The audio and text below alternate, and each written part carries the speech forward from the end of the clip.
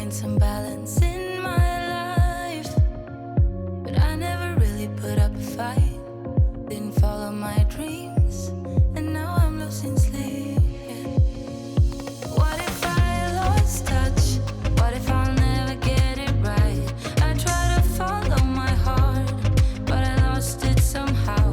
Wish that someone could say it'll all be okay. Just listen to me as I say. Slow it down, dreams still yours if you want it. Enjoy the ride, 'cause those ups and those downs is what makes it worth the ride.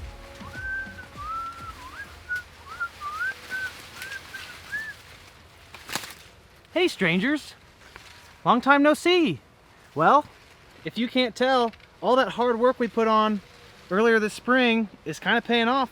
The crop is in much different condition than last time we checked in. The corn is probably about 8 feet tall maybe. It's looking pretty good other than this green snap right here. Everything seems to be going very well. We faced a few challenges in the last couple months, mostly rainfall. Other than that though, we're still here. We've got a nice looking stand of corn out here. Around the home farm, our corn and soybeans look really good.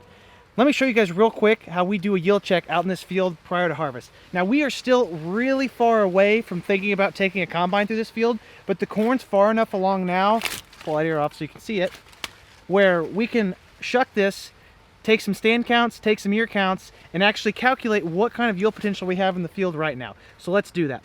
The first step in taking a yield check is by calculating how many plants you have per acre out in your field. You want to know your final stand count, so when you count your kernels, you know exactly how many seeds are going to be out here in an acre.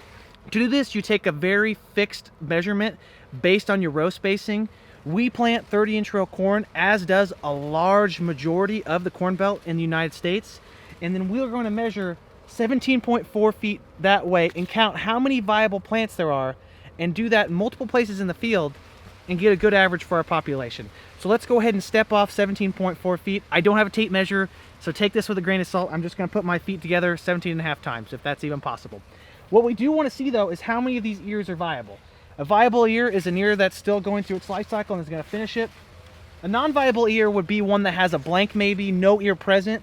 We do have some green snap up top on this corn where the corn's kind of snapped off, but the ear is still viable. Not going to yield the best. You can see it's a little bit smaller right here compared to its neighboring ones, but we still have to count it. So I'm going to measure off 17.4 feet right now, and we're going to go from there. We'll start there.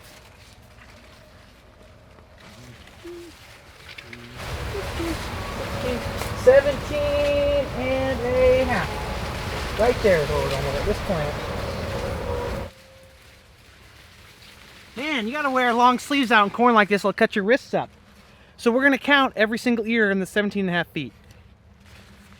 What we can do after we count the ears is multiply that by 1,000, because the 17.4 feet perfectly translates over to an acre of corn. So obviously our sample is gonna be very small because we're only picking a little bit of corn here, but in the end it's all gonna even out. These are very rough estimates. Do not market your grain based on a stand count you took somewhere randomly in the field. So we're gonna start here, our first viable ear, right on our starting line. We got 1, 2, 3, 4, 5, 6, 7, 8, 26, 27, 28, 29, 30, 31, 32, 33, 34, 35. I just counted 35 plants. Higher than I was expecting, so my measurement may not have been perfect. We're gonna round down to 34 because I don't think we planted anything in this cornfield higher than 34.5. So as I'm saying, my measurement must be off a little bit. We're gonna use 34,000 plants per acre as our estimate. It could be higher, it's not gonna be lower. 34,000 out of 34.5 planted is actually pretty much a perfect stand. We had great emergence out in this field. This number is DeKalb 6252. I'm a little disappointed right here. It looks like we have some green snap out of the top. I don't know if that was caused by stalk rot or just harsh conditions. Sometimes soil anomalies, weather anomalies can do strange things. Corn can be brittle. It can be experiencing symptoms of issues that we don't know about. You're always better off when the corn snaps up on top of the plant versus when the corn snaps below the ear, because then it's a complete loss. So it is salvageable. May take a little bit off the yield here, but it may not be that much overall. Now what we want to do is we have our 34,000 plants. We know that's our population in this specific strip of the field.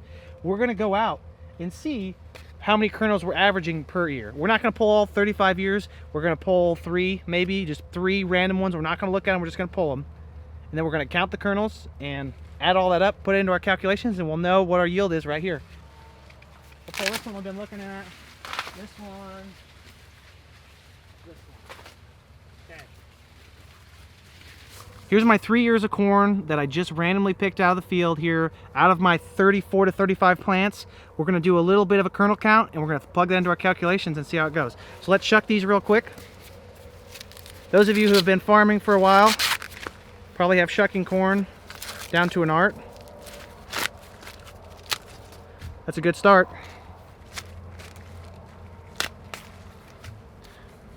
Two for two.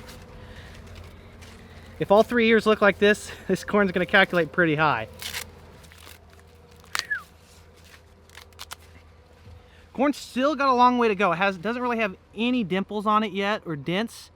As it dents and finishes up its life cycle, it'll actually get much thicker than it is right now.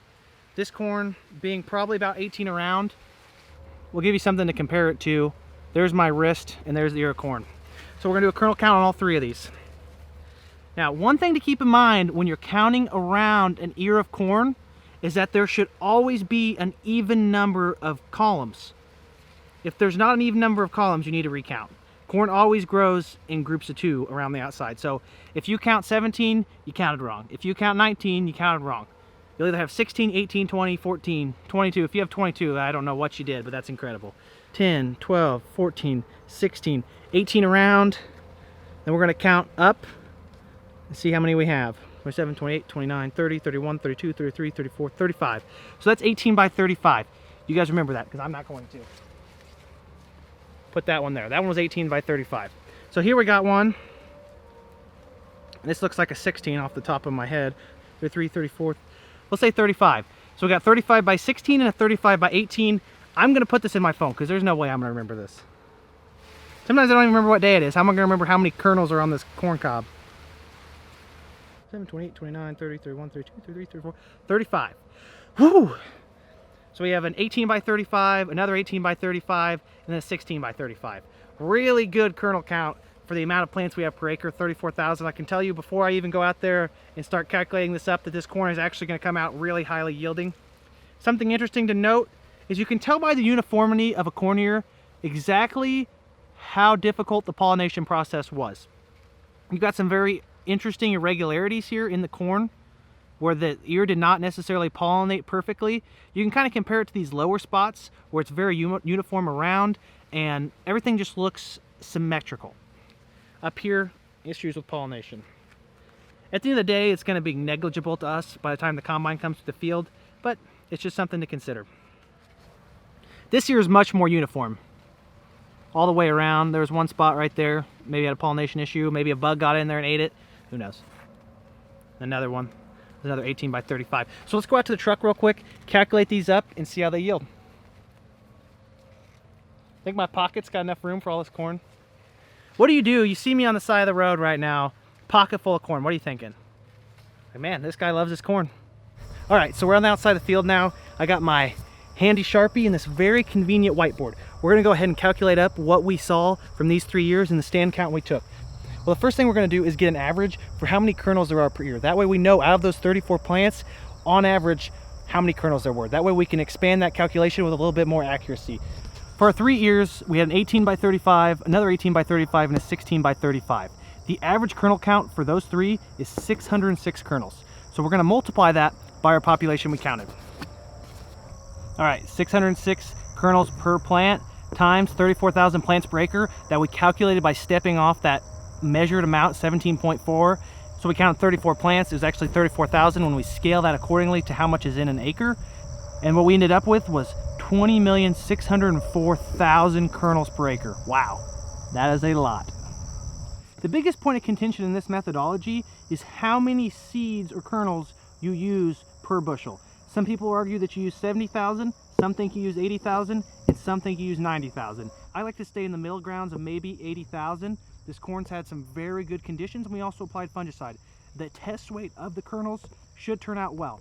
I'm not going to get into that. That's a discussion for a whole nother day, but we're going to use 80,000 as our go-to number, but we will calculate all three. At 90,000 kernels per bushel, we come out to 228 bushels per acre in that spot. At 80,000, which I think is the most reasonable, is 257 bushels per acre. And at 70,000, which would be the heaviest test weight corn calculation people would use, you come out to 294 bushels per acre. Obviously, that's a little egregious. I think the middle ground of 80,000 is more reasonable. 90,000 is very light for the modern corn hybrids we have. They typically test higher in weight in our area than they would in other areas like the Dakotas, so I like to go in this area right here. 257 bushels per acre would be a phenomenal yield for us, and I would not turn that down by any means, but you have to realize that this number should be taken with a grain of salt. I took a random sample on a 1,000th scale of an acre in a field that is almost 70-80 acres.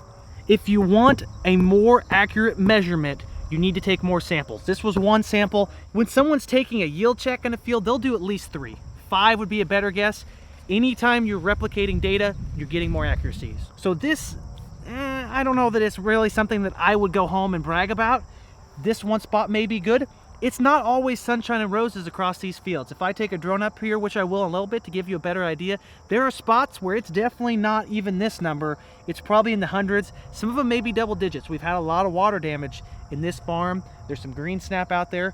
Really, the only way to tell what this farm will yield is when we take our couple $100,000 yield checkers out there and get a really good idea of what it is. If the whole farm was like this, it would be phenomenal corn. I'm not worried about test weight. We usually come through very, very, very, very rarely do we ever see an early frost. Knock on wood or something. That's something the Dakota guys deal with.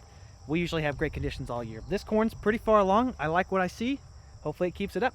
We'll just kind of give those back to the field. If every ear of corn was as big as the ears on the outside of the field, man, we'd be good at our job. But nothing's ever as good as these ones. They get the most sunlight because they have a side that's not being competed against.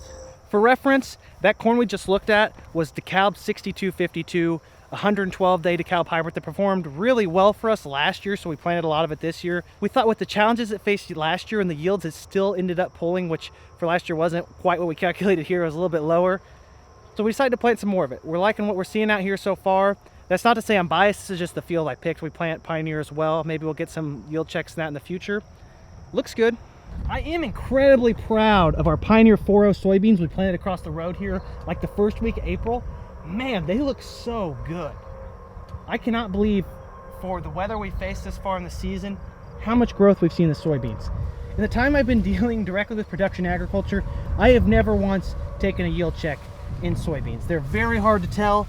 It's hard to calculate how they're going to yield. What I will say is this. When I look at these soybeans, I'm impressed. One of the most tried and true methods of counting yield in soybeans is to take a fixed object like a hula hoop, throw it down, separate out those plants, count how many plants you have, and then count every single pod on the plant. It's still way too early to tell yield. If you look at this top part, it's still putting on pods. We'll let the combines figure that out. I mean, oh my gosh. Oh man, those look good. We've got a lot of them out here. They're potted to the brim all the way up, and they're still blooming in places. It is amazing. It's still putting on new pods all the time. We've got new trifoliates coming out on top, and every one of those that comes out, it will abort a lot of flowers, but it will still keep putting on pods. That is just amazing. I will say one thing, is that when a field of soybeans that looks like this starts to fill out and gets kind of a lean to it, I call that the 100 bushel lean. I might trademark that saying, I don't know, but they'll kind of start to lean over, and when you take the combine through here, it'll be growling because there's a lot of plant matter. The one thing these soybeans have had that I think that they wouldn't like as much as the corn is this cool 75-degree weather that we're dealing with these last few weeks in the moisture. Soybeans like really hot weather. Corn maybe 80, 85, especially when it's filling grain like it is right now. You see right there, there's a soybean still putting on a bloom there. Modern soybean varieties oftentimes are bred to be indeterminate. Indeterminate meaning that when they hit the specific day length required to start the reproductive cycle, they don't completely shut off vegetative growth. They're going to keep growing and keep putting on blooms and then pods as long as they can into the season. And they'll eventually realize, hey, it's time to bunker down the hatches. You know, we've got to get ready for winter. So they will finish up eventually. I mean, the sky's the limit on these. They could be 100 bushel beans. They could very easily be 70 bushel beans too, but I'm optimistic. We have full pass on here, fungicide, insecticide, the works. I will say it time and time again, the secret to growing good soybeans is to plant them early. If you guys remember all of those beans that we planted in cold weather, we put them in deep, we put them in very high population, they turned out great. A lot of these later planted soybeans, they look fine, but they're just not gonna have the vegetative growth required to really have those near triple digit yields that what we're looking for out here. The record in this field is 92 bushels per acre. If we could beat that, it'd be phenomenal. If we got 92 again, it'd be phenomenal. We've had a more challenging year, in my opinion, than what we had that same year when we had those 92 bushels per acre. We've got a trial actually going on the backside of this farm. 2 different fungicide products, one from BASF and one from Syngenta. Both their top of the line fungicides for soybeans. I'm going to see how they yield, how they compare, and maybe show you guys the data on that. So hearing all that, I know exactly what you're thinking. Oh man, is it going to be the best crop ever? Monstrous crop, monstrous yields, bin buster? It's going to be a great crop, don't get me wrong.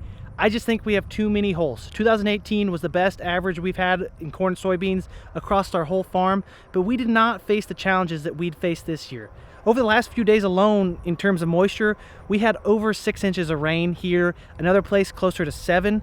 Our tiles are barely keeping up. You just can't see the damage out here because it's so camouflaged by the amount of foliage out in this field. A lot of these soybeans out here on one of our worst ponding farms are starting to kind of shrink a little bit, drop some leaves on top. There's going to be some top end yield loss here and across the rest of our farm. This tile alone, which bears the burden of this farm right here, is just now catching up. Yesterday when I drove through here, the water was above the grate. 24-inch tile draining it about a 1/4 mile to the east. It's doing its job as of right now. Water gets away better in the summer, but the crop's going to be damaged. You'll be able to see a little bit better from the sky. The amount of water that comes into this farm, into this tile system right here, is astronomical. It's going to take its toll on the farm where we just took a yield check. It's going to take its toll on these soybeans right here. Across the road should be all right. It's kind of like having a high performance speedboat. You're going to have these big yields all across the farm, and then you have these pockets. It's like throwing an anchor off the back and seeing how fast you can pull that anchor through the water. Where the places where the water did not have challenges getting off is going to yield well, very well. Where it didn't, time will tell. These soybeans, they've got to have a couple percent off the top end at least, if not 5–10%. We'll see when the combines roll. What's interesting about this farm is you can actually see just by the discoloration how much of it's been impacted by water damage. Pretty large section of this has actually been replanted or spotted in 2 to 3 times now maybe.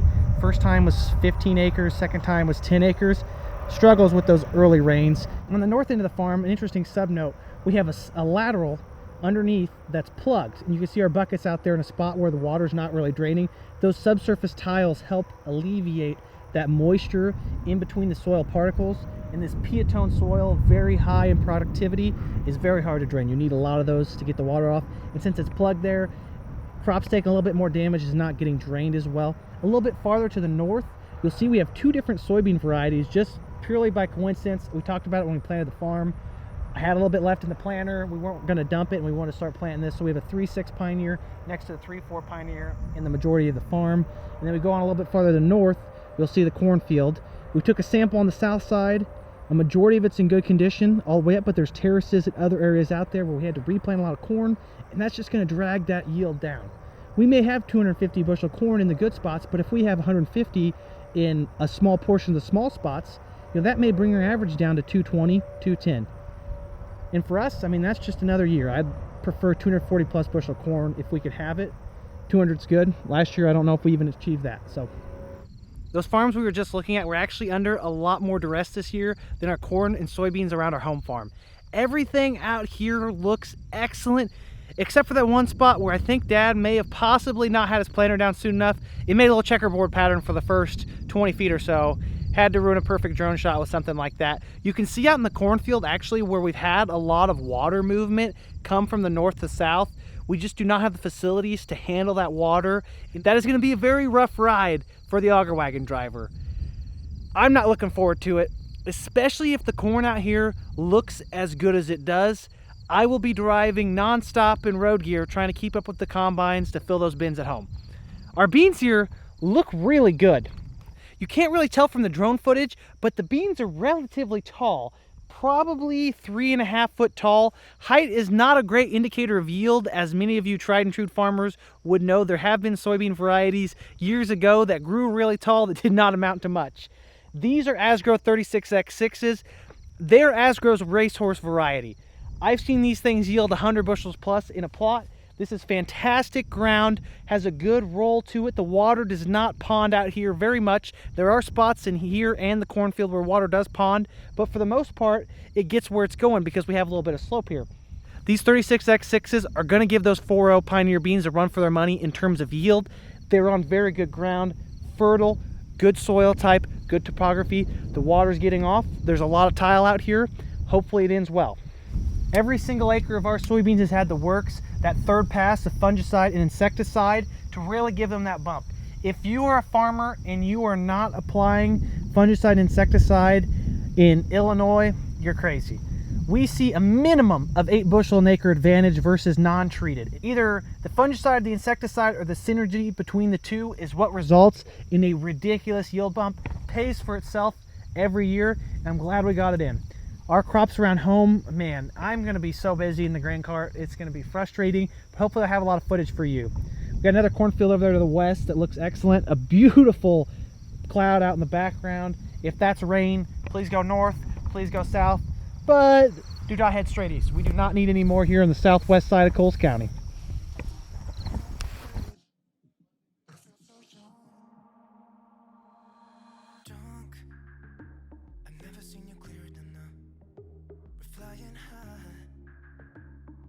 Somewhere up in the clouds, we're going out of ourselves. Can you feel it? Almost like I don't know if it's real. Cause when we're doing our thing, we're the wheels that won't stop turning. So take me on a trip now. Trip.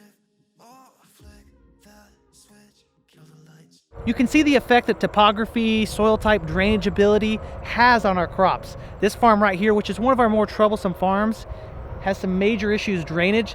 Dad and I were actually featured in the Prairie Farmer magazine. If you want to see the article, we talked about the challenges we've had in the last 2 years dealing with the amount of moisture. The volume of rainfall we've had has been incredible. The ways we overcome that and the burden it's placed on us as farmers. I'll put a link below somewhere that you can click on and see the article if you're into reading. Some people like to do that. I don't, crazy people. We covered some very neat topics about farming, drainage, this being the Mac Daddy of tile projects we have, and I can guarantee you, maybe not the next season, maybe not a season after that, but sometime in the near future, we will have more drainage out here to help carry this load of water across the quarter mile it needs to go to get to that drainage ditch so we can consistently raise good crops out there. It's just a financial hurdle we have to take on in order to maintain the quality of this ground. Dad or I have replanted this farm probably the last 10 years in a row. The only time it may have not been replanted was 2012, which was the biggest drought in my lifetime. So we're gonna do things in the future to fix that. Hopefully we get a video on it at some point. But that's gonna be all for today. It was nice seeing you guys. I haven't talked to you in ages. I hope you enjoyed. If you did, leave a like, maybe drop a comment, say how you've been doing, and subscribe if you want to see more. As always, have a great evening. Thank you guys. Peace.